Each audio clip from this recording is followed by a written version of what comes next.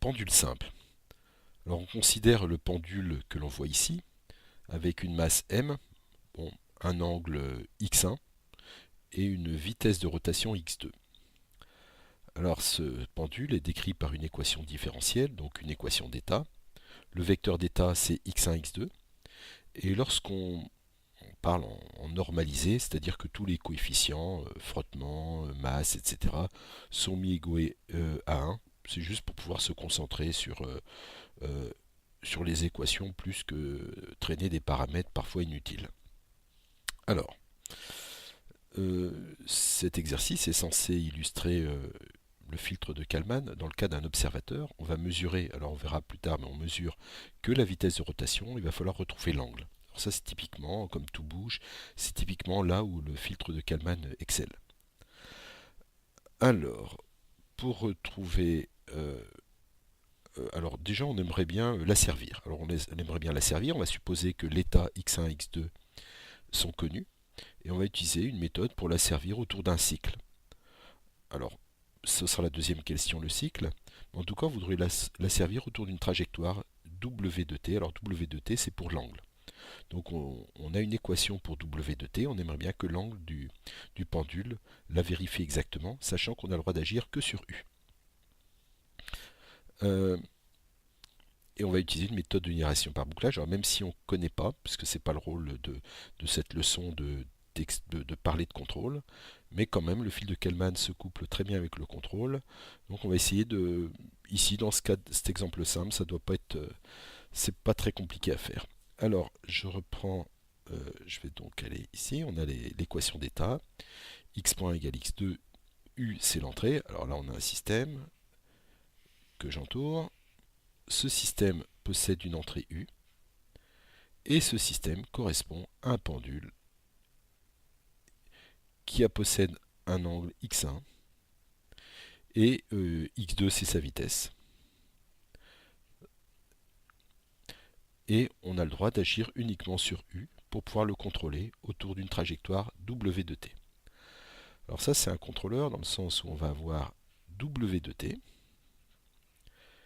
qui va lui-même fabriquer U et va posséder pour entrée x1, x2. Donc x1 et x2. Donc c'est un régulateur par retour d'état que nous sommes en train de faire.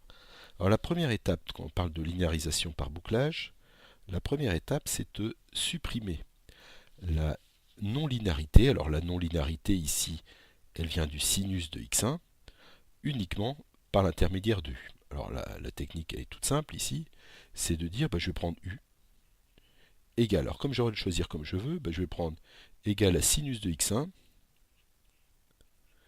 plus une nouvelle entrée v. Alors ça c'est un module qui est assez facile à fabriquer. Et on voit bien que si j'ai ça, ça vient me supprimer le sinus de x1 et on va avoir x.2 égale v. Donc je me retrouve avec un double intégrateur, c'est-à-dire que x.1 il vaut bien sûr x.2 et x.2 égale à v.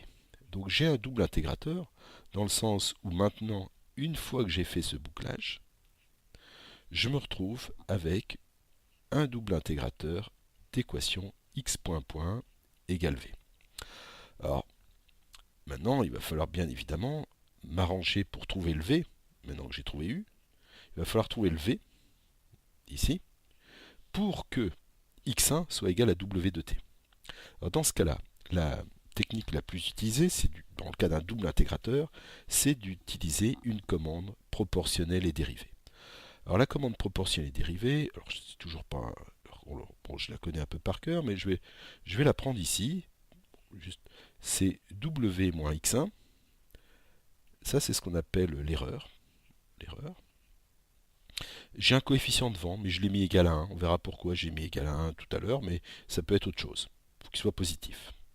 Donc c'est l'erreur, plus une autre constante. Alors ici, je vais le prendre par exemple égal à 2, fois w point moins x point. Là, on reconnaît la dérivée, e point. Donc proportionnelle et dérivée. Et on rajoute ici w point point. Alors pourquoi on rajoute W point point? Je le rappelle ici. Eh ben, comme ici on sait que V qui est là, il vaut et qui est là, il vaut x point point 1. Donc ça c'est égal à x point point 1. Si je le passe de l'autre côté, je vais avoir ici un moins x point point 1. De cette façon-là, je fais apparaître un e point point. Et donc, je me retrouve avec le 0 ici, donc égal 0, une fois que j'ai passé ça. Et donc, je me retrouve avec une équation différentielle sur l'erreur qui me dit que e plus 2e point plus e point point, point point, égale 0. Donc, cette équation différentielle sur l'erreur, elle est bien sympathique, alors on va voir ça tout de suite. En effet, si je passe dans le domaine de la place, ici, enfin tout simplement si je regarde le polynôme caractéristique de cette équation différentielle sur l'erreur, ça va être égal à, alors soit je passe par la place en disant c'est 1 plus 2s plus s au carré, donc ça c'est le polynôme caractéristique aussi, qui est égal à s plus 1 au carré. Alors là, on comprend pourquoi j'ai choisi le 2. Hein. C'est pas pour pas m'embêter à le factoriser.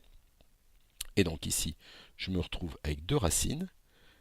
Lambda, enfin bon, lambda 1 égale lambda 2, qui sont toutes les deux égales à moins 1. Et on voit bien qu'il s'agit d'un polynôme caractéristique stable. Donc l'erreur va en fait, ça va être quelque chose qui est un polynôme. Donc ici degré 1, un polynôme, bon, de t, multiplié par exponentielle moins t. Donc en gros, ça, c'est la somme de deux exponentielles. Bon, c'est en gros une exponentielle décroissante. Je converge vers 0. Donc j'ai forcément, rapidement, une fois que le régime transitoire sera terminé, j'ai forcément une erreur qui converge vers 0. Alors, maintenant, une fois que j'ai ça, ben, ce qu'on me demande dans la question 2, c'est d'avoir W de t égale sinus t. Alors pour avoir W égale sinus t, je vais donc avoir ici W de t égale sinus t. Alors ça implique que W point, alors dont j'ai besoin ici, hein, j'ai besoin de W point. W point égale la dérivée de sinus c'est cosinus. Et puis enfin, alors ici, je vais avoir celui-là. Alors j'ai aussi besoin de W point point. Et puis W point point de t, bon, égale moins sinus t. Donc j'ai des expressions pour W, W point, W point point. En ce qui concerne le x point qui est là, je sais que c'est x2. Et donc, je me retrouve avec une entrée u. Alors, c'est ce que je cherche, c'est u. Le u qui est là. Alors, le u qui est là. La loi de commande qu'il va falloir implémenter là-dedans, dans le régulateur, ça va être égal sinus x1 plus v. Mais v, c'est ça. Donc, je le réécris, plus w, c'est sinus t moins x1, que je connais puisqu'il me parvient ici. Moins x1, plus 2 fois cos t moins x2, plus, alors, moins sin t, moins sin t, et alors attention, tout ça, ça n'existe plus, puisque v c'était égal à tout ça, attention. V c'est égal à tout ça. Après, j'avais fait ma manœuvre pour calculer le polynôme caractéristique sur l'erreur. Donc voilà, ma loi de commande que je vais devoir implémenter, c'est celle qui est donnée ici. Alors pour tester ma loi de commande, je vais partir d'un programme que j'ai appelé Pendulum, avec une fonction draw qui me trace le pendule. Alors elle a comme entrée un angle. Alors là je fais un segment qui correspond avec le bon angle, la bonne couleur, et puis ici que c'est l'épaisseur, parce que je vais le mettre plus ou moins épais. Ensuite init c'est une fonction qui vous est fournie, qui met ferme tout, qui nettoie tout, et puis qui le met en grand écran. Bon. Et puis je vais donc je dessine avec un certain angle, x1. Donc ici l'angle il est 0, mais si par exemple je mets égal à 1, voilà ce qui va se passer. Hop, il me trace le pendule avec 1 radian. Alors sachant que lorsque c'est 0, le pendule il est en bas. Alors, une fois que j'ai ça, je vais implémenter la loi de commande, et avant ça, il va falloir commencer à le simuler. Et je vais donc rentrer une équation, l'équation d'évolution, x dot égale f de x virgule u.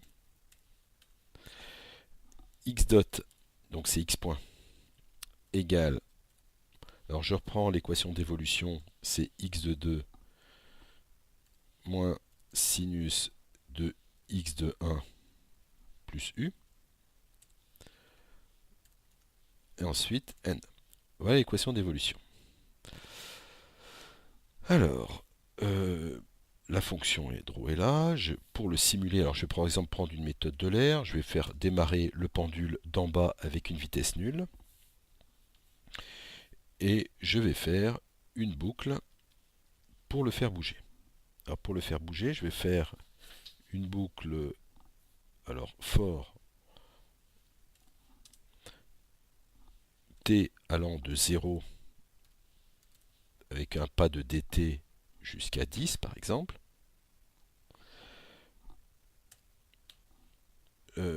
Alors à ce niveau-là, je vais le réeffacer à chaque fois parce que sinon tout va se superposer.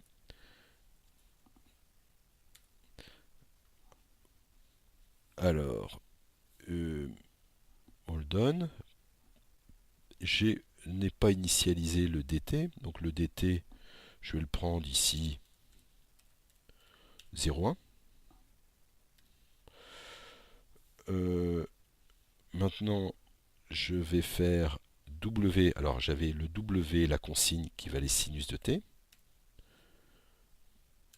J'avais la dérivée de w qui valait cos de t. Puis j'avais la dérivée deuxième qui valait moins sinus de t. Voilà. Alors, maintenant, je vais prendre... Bon, je vais peut-être afficher à ce niveau-là ma consigne.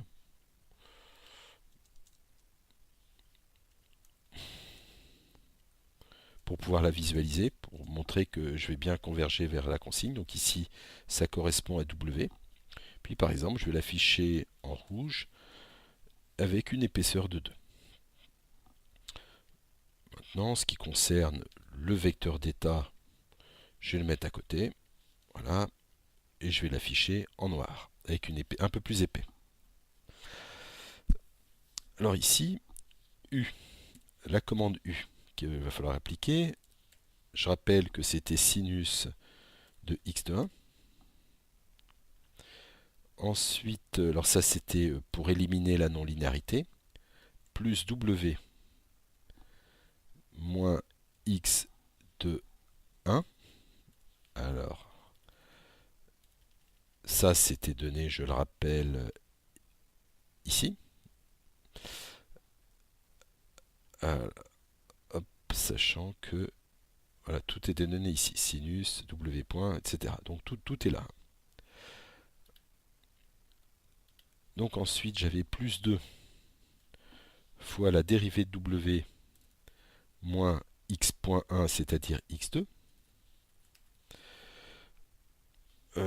Une fois que j'ai ça, alors moins x de 2, et puis je devais rajouter la dérivée seconde. Maintenant, je vais pouvoir appliquer une intégration, par exemple par la méthode de l'air, multiplié par f de x virgule u. Multiplié, voilà.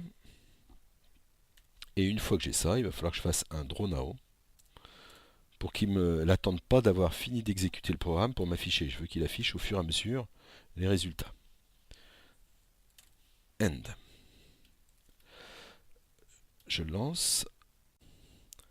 Ligne 16. Donc en effet, je vois ici un petit trait rouge qui me signifie qu'il manque un multiplié. Ici, c'est x de 1. Je vois encore, ici me souligne en rouge le égal, c'est parce qu'il manque un point virgule. De façon identique ici, il manque un point virgule. Je le lance. Rouge c'est la consigne. Ma loi de commande me fait converger mon pendule en noir vers la consigne et l'erreur décroît de façon exponentielle, comme il fallait s'y attendre. Alors maintenant, je vais rajouter un bruit d'état ici. Donc plus un bruit d'état. Alors pour le bruit d'état, je vais mettre ici un sigma x qui correspond à la puissance de ce bruit d'état que je vais prendre par exemple à 0,05. Ici, je vais donc prendre sigma de x multiplié par random gaussien, 2 lignes, une colonne, pour pas qu'il y ait de problème de dimension.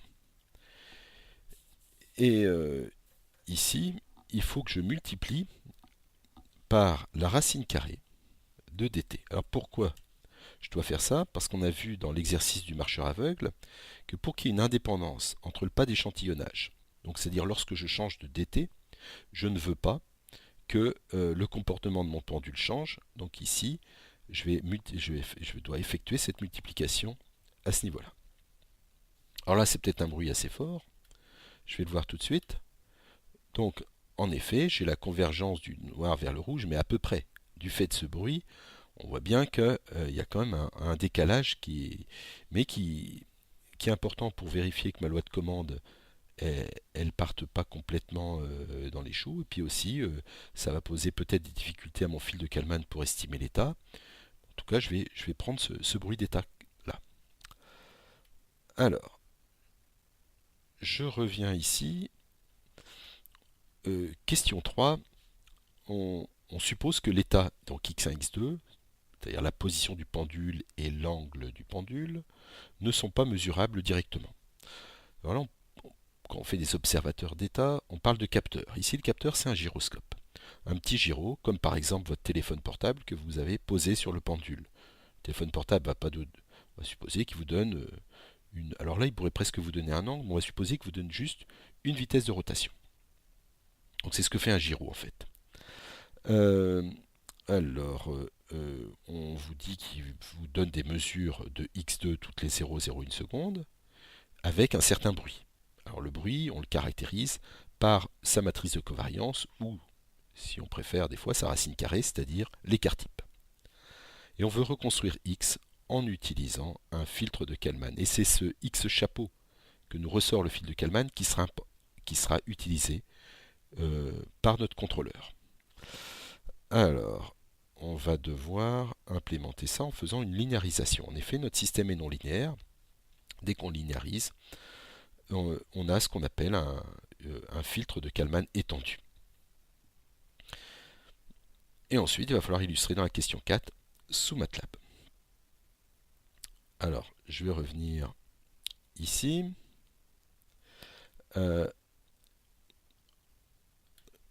Donc, passer. Hop. Alors, je vais avoir x.1. Alors, x.1 qui valait. Alors, il valait. Avec x.2 qui est en dessous. Ça valait x2. Ensuite, c'était moins sinus x1 plus u. Et là, il faut que j'effectue une linéarisation. Alors, j'effectue une linéarisation autour de x chapeau. En effet, à chaque instant, le Kalman est capable de me sortir une estimation x chapeau et c'est celle-là que je vais utiliser. Donc, autour de x chapeau. Ça, c'est à peu près égal autour de x chapeau. Alors, lors de la linéarisation, je prends la tangente. Alors, la tangente x2, c'est linéaire, donc je le garde tel quel x2. Par contre, ici, je vais obtenir moins, alors, sinus x1 est non linéaire, bien sûr, moins sinus de x1 chapeau, moins cos de x1 chapeau, alors ça c'est la dérivée de sinus et cosinus, multiplié par x1 moins x1 chapeau, plus u. Voilà, là j'ai quelque chose qui est linéaire en x1. En x1, x2, bon. Voilà. Et donc je vais le mettre sous forme matricielle, c'est-à-dire que ça, c'est à peu près égal. Alors sous forme matricielle, je vais avoir ici 0, 1 fois x1, x2. Ici, je vais avoir moins cos x1 chapeau, 0. Puis ici, plus le reste. Alors, qu'est-ce qui va me rester? Il va me rester, alors, il va me rester ça. Il va me rester ça avec ça. Il va me rester le u. Et puis en haut, il ne me reste rien. Donc ici, j'ai 0, moins sinus x1 chapeau, plus cos x1 chapeau fois x1 chapeau, plus u. Voilà. Alors maintenant, je vais pouvoir, comme c'est un système qui est continu, il va falloir que je discrétise cet ensemble pour pouvoir appliquer le fil de Kalman qui a été développé dans un monde discret. Alors pour ça, je vais appliquer la formule de l'air. La formule de l'air me dit que alors xk plus 1, ça va être égal à x de k plus, donc le x de k, ça va me faire 1 et 1, fois xk, donc ça c'est x de k, plus dt. Alors dt, ici, alors parce que j'ai le 1, donc c'est dt fois cette matrice qui est là. Donc je vais avoir dt, et puis ici, moins dt, fois cos x1 chapeau. Alors attention, la matrice, elle s'arrête là. Voilà. Plus, alors dt, multiplié par tout ce vecteur-là. Donc 0, et puis ici, ce qu'il y a au-dessus. Puis ici, j'ai mis égal, donc je vais rajouter ici plus alpha k. Donc, alors qu'est-ce que j'entends par formule de l'air? Je vais quand même peut-être le rappeler ici. C'est tout simplement que dans notre monde discret, je vais avoir xk plus 1. Alors si j'ai x point égale f de x virgule u, alors j'ai approximé ça par xk plus 1 est égal à x de k plus dt multiplié par f de x de k virgule uk. Et puis j'ai rajouté un bruit, alpha k, parce que c'est pas exactement égal, et ce alpha k me représente une erreur de linéarisation qu'on va supposer gaussienne et blanche, mais ce qui est complètement faux. Mais bon, alors voilà, j'élimine tout ça. C'était un rappel de cette formule de l'air. Et maintenant, je vais aussi écrire pour pouvoir appliquer mon Kalman, yk, puisque je ne mesure que x2, ça va être égal à 0, 1, xk plus bêta de k. Alors celui-là encore, il correspond à mon vecteur de mesure, donc c'est assez facile de lui trouver une matrice de covariance. Mais celui-là, c'est difficile. En fait, souvent, c'est par des simulations qu'on arrive à fixer cette matrice de covariance. Donc, nous, ce qu'on va faire ici, c'est qu'on va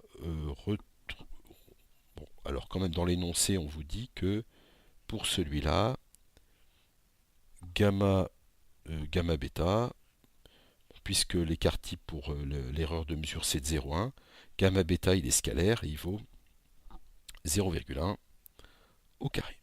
Voilà. Ben, je vais pouvoir maintenant utiliser le fil de Kalman sur une simulation et je vais retourner à mon programme MATLAB. Donc j'avais ça,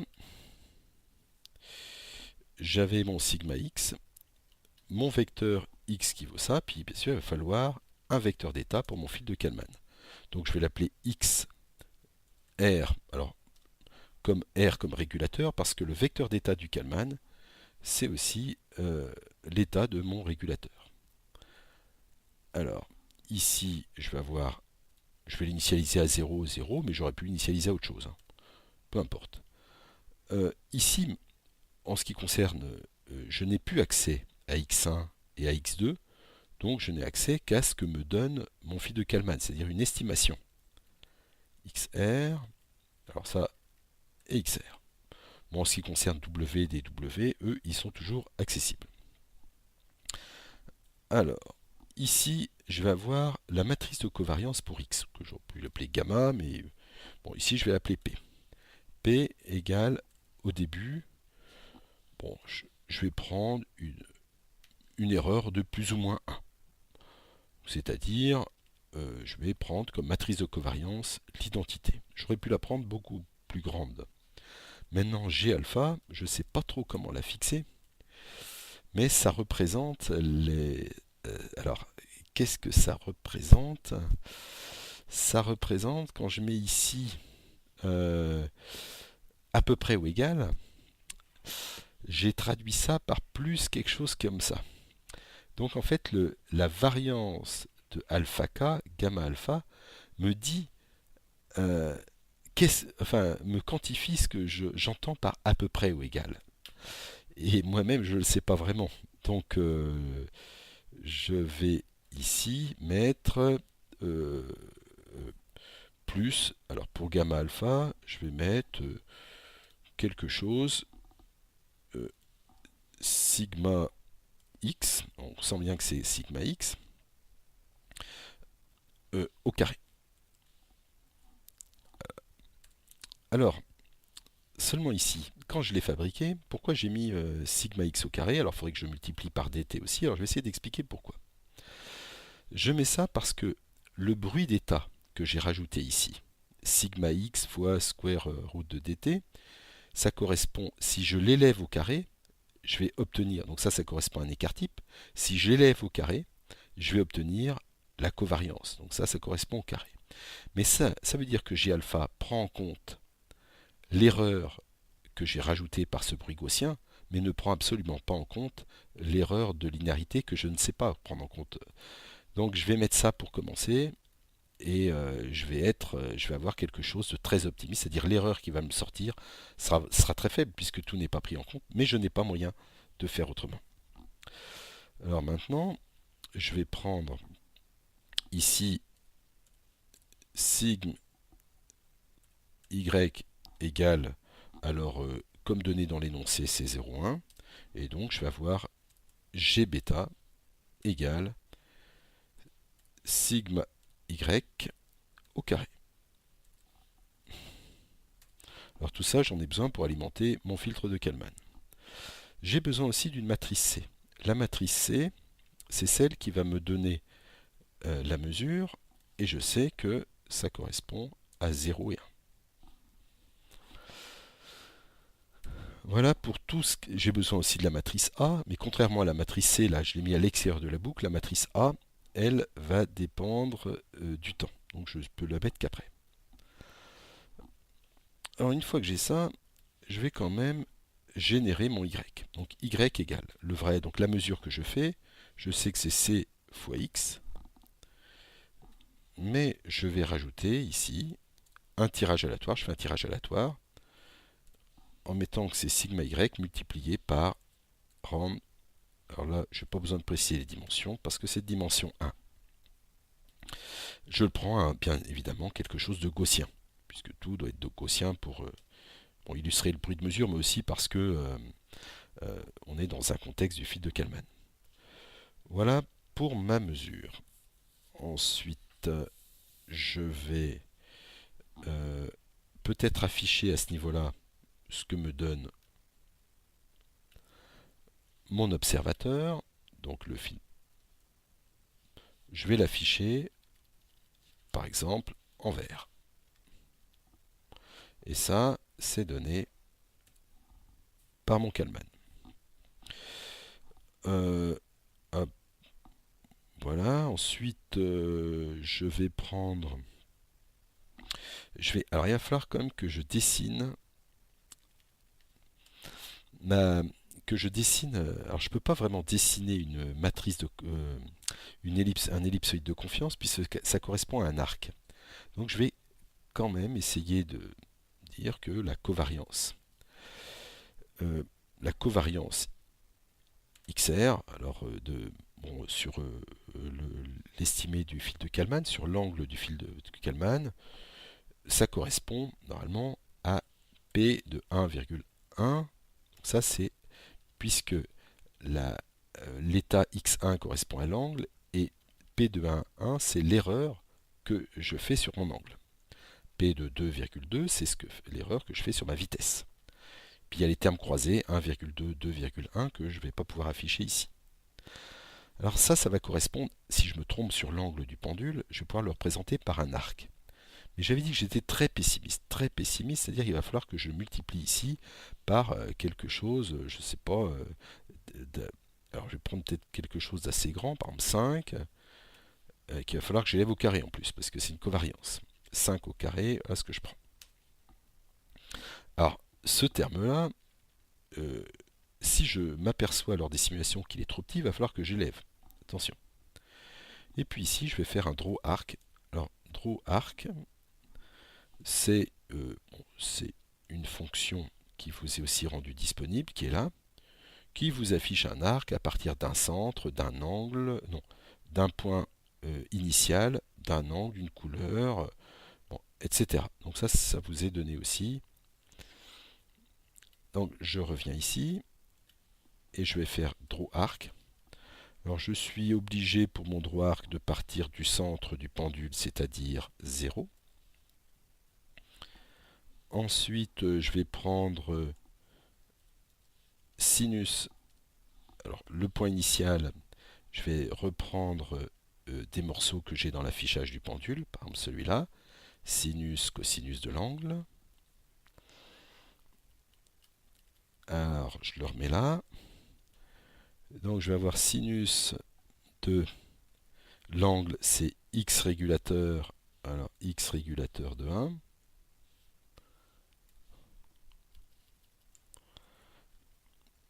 Ensuite, virgule,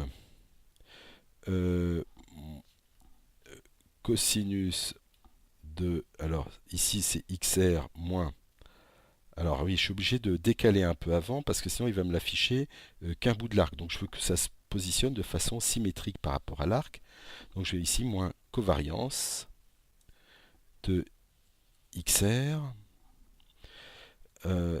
et puis alors, et puis ici pareil, ah ben non il faut que je mette dans l'angle, excusez-moi. Donc je pars d'un peu avant. Et puis ici, pareil. Hop, alors, copier, coller. Bon, voilà. Ensuite, vert. Il va falloir aussi que je lui donne... alors, attendez, j'ai l'impression... Non, c'est peut-être pas bon, ça. Voilà, une parenthèse en trop. Oula. Bon. Ensuite, je vais mettre ici 2 fois... Parce qu'en effet, il y a avant et après, donc je suis obligé de multiplier par 2. Je vais l'afficher en magenta. Et puis l'épaisseur, je vais mettre une épaisseur de 2. Alors là, j'ai l'impression que ça a l'air d'être bon. Si je ne me suis pas trompé dans les parenthèses. De toute façon, il va me le dire après. Ensuite, le U, il est affiché. Et je vais, pour pouvoir appeler mon Kalman, il va falloir que je calcule ma matrice A. La matrice A, c'est égal, alors c'est celle que j'avais écrite tout à l'heure. Ici, la matrice A, c'est celle que l'on voit ici. Donc c'est là que je vais recopier, puis ensuite, il va falloir que je rajoute l'autre que je vais appeler V, peut-être pour pas confondre avec le U. Alors, je vais essayer de représenter ça. Ça va correspondre à la matrice A que je vais saisir. Et puis le fil de Kalman, il a besoin aussi de cet élément-là, qu'on appelait U avant, mais ici je vais l'appeler différemment. Je vais l'appeler V, pour pas qu'on confonde avec le U qui est là. Je rappelle que tout ce qui est là va là-dessous. Donc c'est ça que je vais saisir. Donc là, je viens faire apparaître les expressions de A et de V, qui sont recopiées de ce que j'avais établi avant sur le tableau. Je vais appeler le fil de Kalman, maintenant que j'ai tous les éléments que je reprends ici. X est à remplacer par XR. G, c'est la matrice P. Ceux-là, je ne les utilise pas. XR, P. Alors U, c'est à remplacer par V. Je vais avoir Y, G alpha, G bêta, A et C. Et ensuite, bien sûr, j'ai ma simulation, mon simulateur. Je le lance. Hop, une erreur. Alors, il me sort qu'il y a un problème probablement dans les dimensions. En effet, ici, une virgule. Alors, dans le droit, il faut un point virgule à ce niveau-là pour que ce soit homogène. Je le relance. Et voilà. Donc là, on a en magenta l'ellipsoïde de confiance. En noir, le vrai pendule qui essaye, comme il peut, de converger vers le rouge qui la consigne. Et le vert, c'est ce que pense le fil de Kalman. Donc il y a quand même une erreur. Alors on voit bien que l'ellipsoïde de confiance ici de l'arc en magenta est bien centrée sur le vert. Elle contient très souvent le pendule en noir, mais on ne peut plus vraiment parler d'arc de confiance à 99%, ça n'a pas vraiment de sens. Et pourtant c'est comme ça qu'on l'utilise. Alors par contre, si ici je change après mon dt, comme j'ai bien pris en compte le dt dans les matrices de covariance, je peux changer le dt facilement. Si par exemple, au lieu de prendre ça, je veux aller beaucoup plus vite dans ma simulation, je vais mettre un 5, je vais encore obtenir un comportement semblable. Vous voyez, je ne suis pas exactement là où il faut, mais quand même. Alors si je le, pareil, je le rends encore plus faible, alors là, bien sûr, je vais beaucoup plus lentement, mais quand même, j'ai un comportement qui est similaire et qui est indépendant de mon dt, comme on l'avait vu pour le marcheur aveugle. Alors là, l'ellipsoïde, si je trouve que cet intervalle de confiance, comme j'ai du mal à maîtriser l'erreur de linéarisation, si jamais je ressens que lors de ma simulation que le pendule en noir est souvent en dehors, ben, il suffit que je change ici ce que j'ai mis ici, au lieu de mettre, je peux l'agrandir ou l'enlever. Si par exemple je veux être plus optimiste, plus précis, mais si je mets 2, vous allez voir l'arc qui va être beaucoup plus petit.